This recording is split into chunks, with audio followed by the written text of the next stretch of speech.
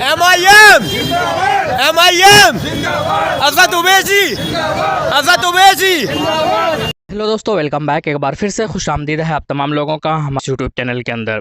आइए दोस्तों, बात करेंगे इस वीडियो के अंदर कई सारे अहम अपडेट के बारे में। साथ में देखेंगे कि मध्य प्रदेश के अंदर MIM जबलपुर के अंदर ज़बरदस्त काम कर रही है और मध्य प्रदेश के अंदर कहीं पर भी अगर सबसे ज़्यादा मजबूत है MIM तो वो जबलपुर है। क्यों है, कितने उम्मीदवार उतारेंगे मैदान के अंदर, आइए इनके बारे में हम लोग देखने वाले हैं। साथ के साथ बंगाल के अंदर चुनाव लड़ेगी या नहीं लड़ेगी MIM, उसके बारे में भी बातें करने हैं। और तमिलनाडु के अंदर MIM का क्या प्रोग्राम है उनके बारे में भी देखना है। चुनाव हो रहा है वहाँ पर, MIM भी वहाँ पर लड़ रही है। साथ के साथ जो वसीम रिजवी है उन्होंने क्या कहा है उनके बारे में भी देखेंगे। चलिए शुरू करते हैं दोस्तों, और जो नए हैं वो बराए मेहरबानी चैनल को ज़रूर सब्सक्राइब करें। सबसे शुरू पहले करते हैं हम लोग वसीम रिजवी की।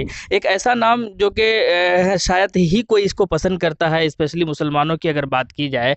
और खैर इन्होंने कहा है कि सुप्रीम कोर्ट को एक्चुअली PIL फाइल किया है। एक तरीके का PIL जो होता है वो केस ही होता है, और इन्होंने जो है केस दर्ज किया है सुप्रीम कोर्ट के अंदर। और उन्होंने कहा है कि कुरान शरीफ जो है उनमें से उनसे जो है 26 आयतों को जो है वो निकाल देना चाहिए, रिमूव कर देना चाहिए, और वो जो है टेररिज्म का जो है पाठ पढ़ाता है। इस तरीके के जो इन्होंने चीज़ें कहकर जो है PIL दर्ज कर किया है। तो खैर इनके ऊपर काफ़ी ज़्यादा लानत हो, मेरी तरफ से भी लानत हो, पूरे हिंदुस्तान पूरे दुनिया के सारे लोगों की तरफ इन पर लानत हो। और ऐसे शख्स को हिदायत किया, ऐसे शख्स के ज़िंदा रहना ही अपने आप में एक धरती पर बोझ है। और इनको लिए कुत्ता, कमीना, खबीस, नालायक ये सब कहना, शायद कुत्ता, बिल्ली, सूअर, इनको जितना भी कुछ कहा जाए शायद उनकी बदनामी होगी।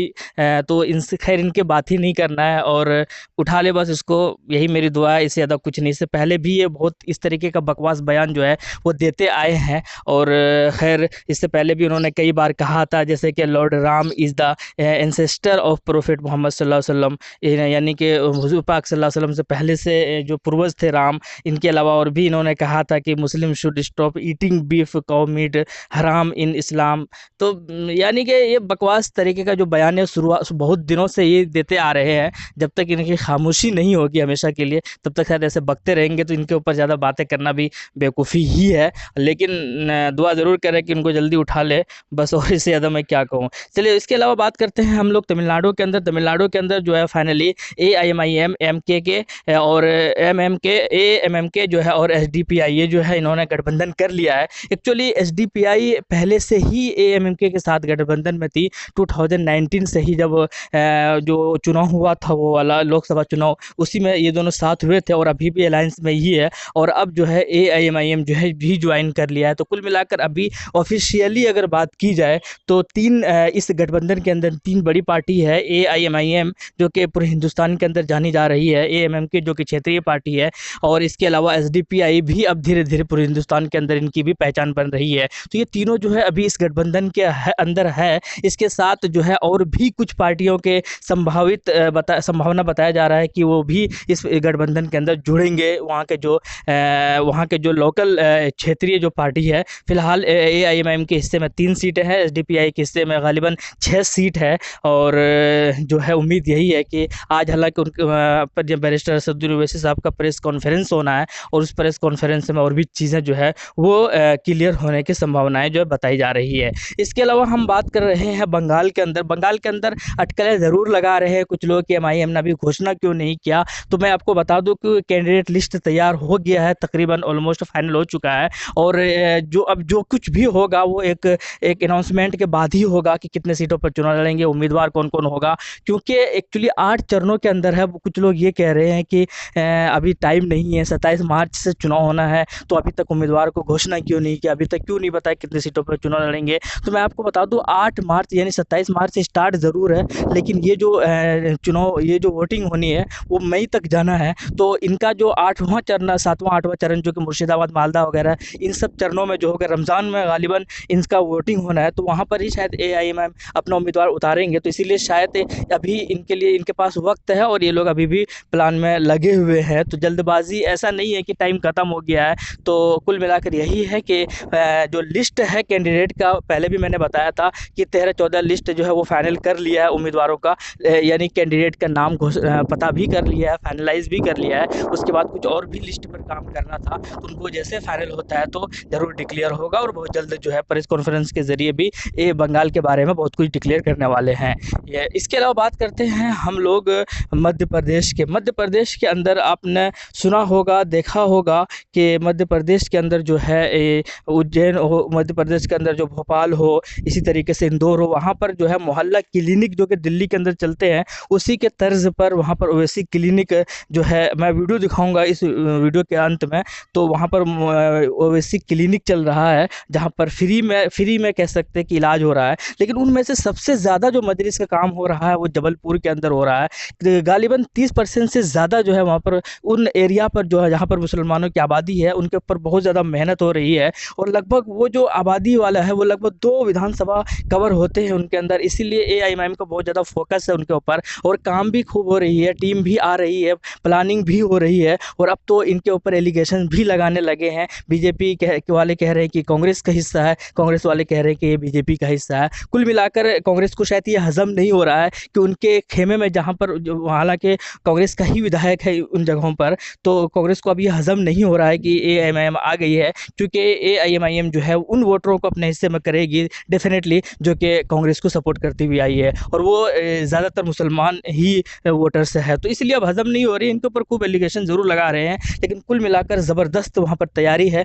और उम्मीदवारों की अगर बात की जाए तो वहाँ के एक लोकल कार्यकर्ताओं से बात हुई है तो उन्होंने कहा है कि हम लोग 14 उम्मीदवार जो है 14 सीट जो है कॉरपोरेटर का वो हम लोग फाइनल कर लिए हैं, बल्कि सबसे ज़्यादा तैयारी भी यहीं पर है और ऑलमोस्ट फाइनल भी हो चुका है। अभी यहाँ से एआईएमआईएम की टीम भी गई है काम करके और असद साहब भी जाने वाले हैं वहाँ पर। तो कुल मिलाकर 14 उम्मीदवार जो है जबलपुर से उतारे जाएंगे कॉरपोरेटर चुनाव के अंदर, जो कि अभी हालांकि अभी डेट शायद फाइनलाइज नहीं हुआ है, लेकिन मई में ही होना है गालिबन। और शायद आपको रमज़ान के अंदर इस बार काफ़ी ज़्यादा वोटिंग, काफ़ी ज़्यादा चुनाव हो रहा है कई जगह पर, ख़ास करके वहाँ पर बंगाल के अंदर भी आपको रमज़ान के अंदर ही मुस्लिम जो एरिया है वहाँ पर आपको चुनाव होते हुए नज़र आएंगे, वोटिंग होते हुए करते हुए नज़र आएंगे। तो कुल मिलाकर जबलपुर की अगर बात की जाए तो 14 उम्मीदवारों को मैदान में उतार रहे हैं और 30% से ज़्यादा मुसलमानों की आबादी है। ऐसा माना जा रहा है कि 10 सीट जो है एआईएमआईएम के हिस्से में जाने की संभावनाएं है। जिस तरीके से तैयारियां ज़ोरों पर है,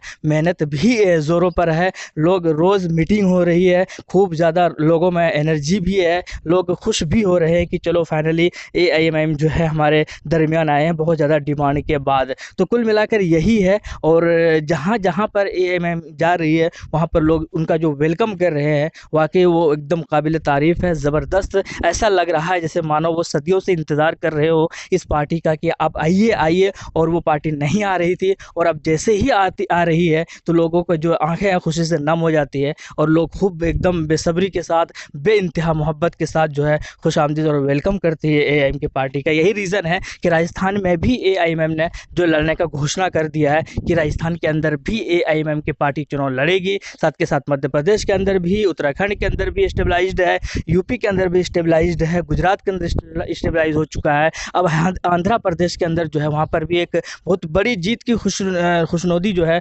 अनकरीब मैं आपको देने वाला हूँ। और ये जो आज जो है वो 12 तारीख है, यानी कि परसों जो वहाँ पर काउंटिंग होना है, रिजल्ट परिणाम है आंध्र प्रदेश के अंदर जो वहाँ पर कॉरपोरेशन का चुनाव हुआ था, 47 सीटों पर चुनाव लड़ा आंध्र प्रदेश के अंदर एआईएम। तो अब लगभग हिंदुस्तान के बहुत सारे जगहों पर धीरे धीरे एआईएम की पार्टी जो है वहाँ पर जा रही है। कुछ लोग हालांकि जल्दबाजी ज़रूर कर रहे हैं कि जल्दी से बस पहुँच जाए और जीत जाए, ज़्यादा से ज़्यादा विधानसभा चुनाव पर सीटों पर जो चुनाव लड़े। तो ऐसा नहीं होता, हर चीज़ प्लान के साथ होता है। ये पार्टी जो है अभी ही निकली है तेलंगाना से, तो थोड़ा सा वक्त लगेगा और जब तक बेस बनाने के लिए एआईएम पूरी शिद्दत के साथ लगी हुई है ताकि छोटे छोटे चुनाव से स्टार्ट किया जाए। और यूपी के अंदर भी वहाँ पर भी प्रधान जो चुनाव होना है या लोकल जो चुनाव होना है वहाँ पर भी एआईएमआईएम जो है हिस्सा ले रही है, हालांकि पहले भी लिया था और जीत भी हासिल की थी लगभग 2 दर्जन से ज़्यादा सीटों पर। तो अभी भी वहाँ पर चुनाव लड़ेंगे। तो एआईएम का कुल मिलाकर एक ओपन प्लान है जो कि जाहिर हो रहा है कि हर जगह पर जाओ, वहाँ पर पहले नीचे से बेस को मजबूत करो और उसके बाद फिर विधानसभा सीटों पर जीत हासिल करो। तो कुल कुल मिलाकर ऐसा ही है। और बिहार के अंदर भी अपने जो है अपने लोकल बॉडी पर लोकल चुनाव जो है एआईएम वहाँ पर भी लड़ने वाली है। झारखंड के अंदर भी बातें चल रही है। तो कुल मिलाकर अब जो है एआईएम की पार्टी हर जगह विस्तार कर रहा है, और जो कि अच्छी बात है। और उम्मीद यही आने वाले दिनों में एआईएमआईएम जो है ना सिर्फ किंग मेकर बल्कि किंग बनकर उभरेगी, और इनके बहुत सारे विधायक होंगे। अभी तो जो 2 एमपी है और पूरे हिंदुस्तान के अंदर इनको जाने जाते हैं, तो सोचो अगर इनके 10 एमपी हो गए तो ये तो कोहराम मचा देंगे। और उम्मीद यही है कि जिस तेज़ी के साथ एआईएमआईएम की पार्टी फैल रही है, 10 क्या आपको कई दर्जन से ज़्यादा एआईएमआईएम के एमपी बनते हुए नजर आएंगे। जो सबसे बड़ा एग्जाम्पल यही है कि अब मुसलमानों तक ये लिमिट या महदूद नहीं है ये पार्टी, अब गैर मुस्लिम भी जो है इस पार्टी के अंदर शामिल हो रहे हैं। इसका बेस्ट एग्जांपल यूपी से है। कल ही जो है वहाँ पर हरि ओम करके एक साहब बीजेपी का लीडर थे, वो एआईएमआईएम के अंदर शामिल हो रहे हैं। जबलपुर से एक नेता है जो कि कांग्रेस के विधायक बनाने में बहुत बड़ा रोल प्ले किया था। उन्होंने कहा है कि एक हफ्ते के अंदर जो है हम इस्तीफा देकर 10 दिन का मोहलत मांगा है गालिबन, और कहा है कि 10 दिन के अंदर हम अपना इस्तीफा देकर कांग्रेस को इस्तीफा थमा कर जो है अपने सारे कार्यकर्ताओं के साथ जो है हम एआईएमआईएम के अंदर शामिल होंगे। तो ये अच्छी बात है, और उम्मीद यही है कि लोगों को शायद जिस नीयत से इस पार्टी के अंदर ज्वाइन कर रहे हैं, वो नीयत में जो है उनको कामयाबी भी मिले, उनको रिस्पेक्ट मिले, उनको इज्जत मिले, और उनको हक मिले, इंसाफ मिले, और इसीलिए ये पार्टी जानी भी जाती है। आप क्या कहते हैं कमेंट सेक्शन में ज़रूर बताइएगा। मिलते हैं नेक्स्ट वीडियो में। थैंक यू, जय हिंद, लव यू। प्रदेश में होने वाले नगरीय निकाय चुनाव में सांसद असदुद्दीन ओवैसी की पार्टी एआईएमआईएम भी ताल ठोकने की तैयारी में है। निकाय चुनाव में पार्षद जितवाने के लिए एआईएमआईएम की धुआंधार बैठकों के साथ सदस्यता अभियान जोरों पर चल रहा है। जगह जगह एआईएमआईएम अपने प्रभारियों की नियुक्ति कर रही है। बीते कुछ दिन पहले इंदौर में एआईएमआईएम ने मोहल्ला क्लिनिक की तर्ज पर ओवैसी क्लिनिक की शुरुआत की। मुस्लिम बाहुल्य इलाकों में शुरू हुए ओवैसी चैरिटेबल हॉस्पिटल में लोगों को सस्ती स्वास्थ्य सुविधाएं मुहैया कराई जा रही हैं। मतलब साफ है कि मुस्लिम बहुल इलाकों में एआईएमआईएम एक्टिव हो गई है, और इस खबर ने कांग्रेस का सिरदर्द बढ़ा दिया है। कांग्रेस अब ओवैसी की पार्टी को बीजेपी का ही दूसरा चेहरा बता रही है।